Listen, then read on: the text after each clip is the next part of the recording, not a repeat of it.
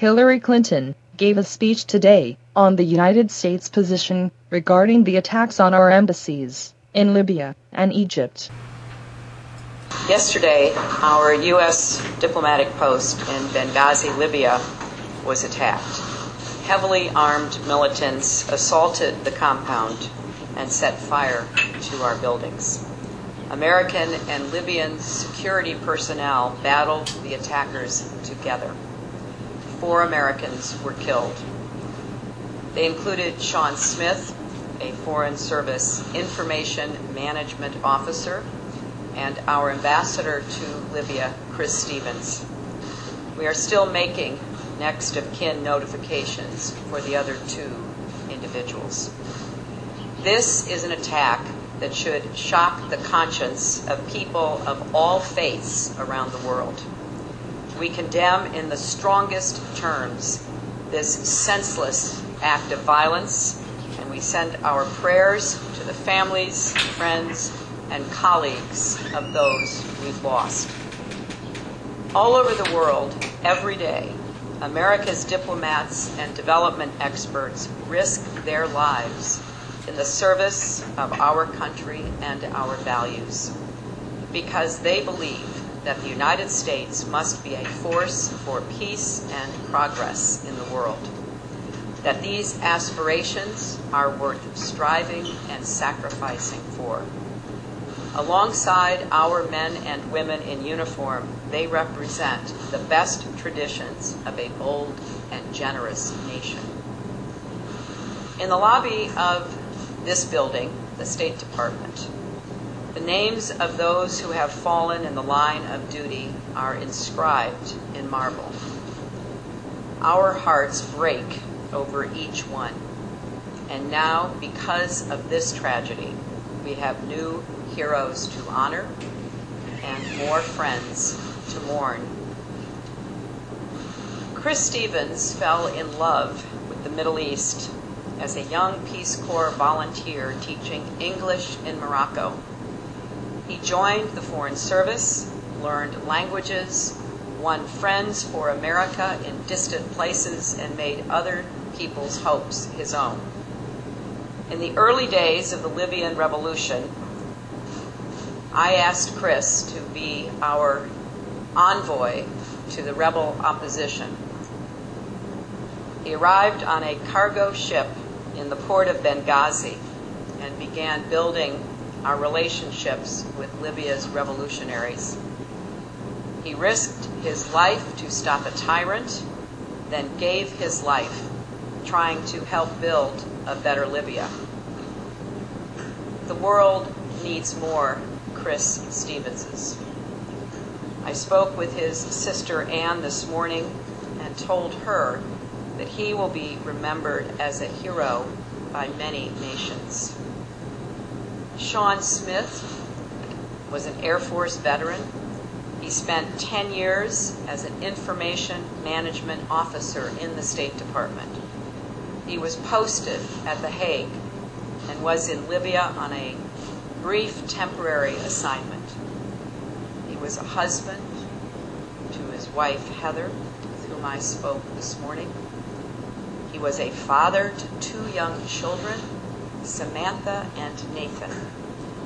They will grow up being proud of the service their father gave to our country, service that took him from Pretoria to Baghdad and finally to Benghazi.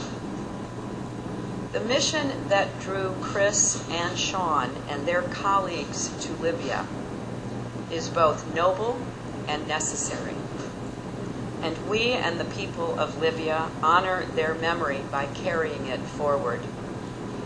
This is not easy. Today, many Americans are asking, indeed, I asked myself, how could this happen? How could this happen in a country we helped liberate, in a city we helped save from destruction? This question reflects just how complicated and at times how confounding the world can be. But we must be clear-eyed even in our grief.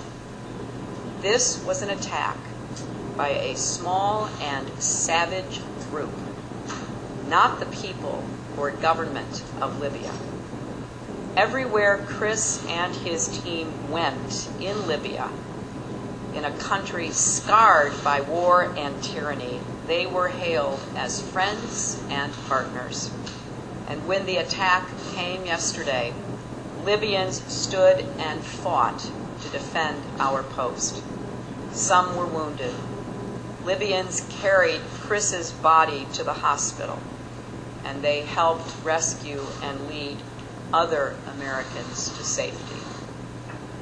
And last night, when I spoke with the president of Libya, he strongly condemned the violence and pledged every effort to protect our people and pursue those responsible.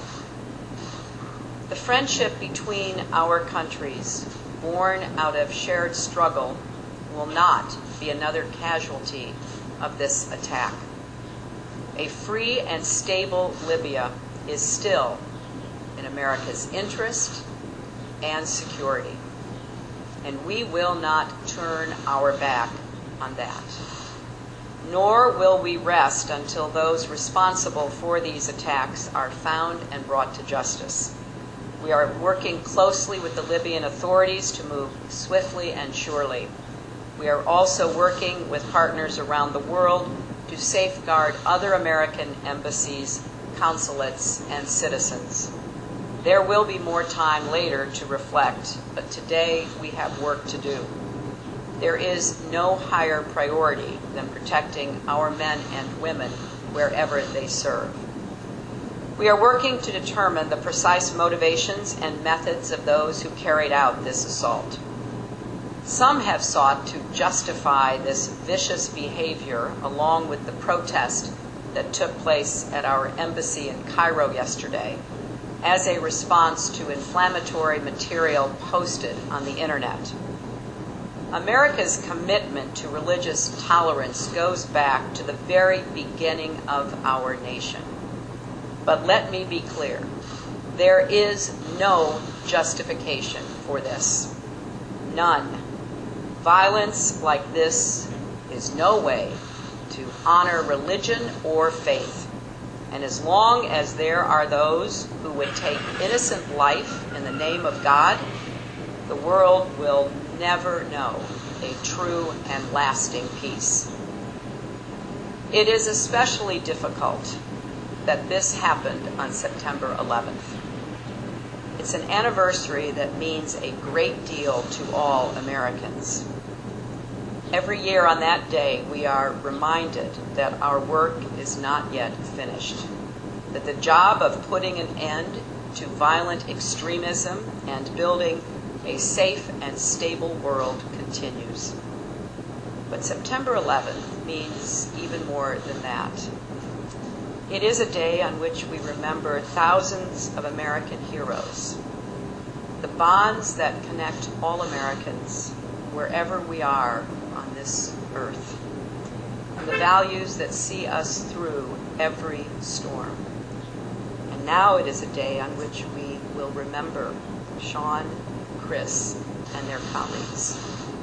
May God bless them, and may God bless the thousands of Americans working in every corner of the world who make this country the greatest force for peace, prosperity, and progress, and a force that has always stood for human dignity, the greatest force the world has ever known. And may God continue to bless the United States of America.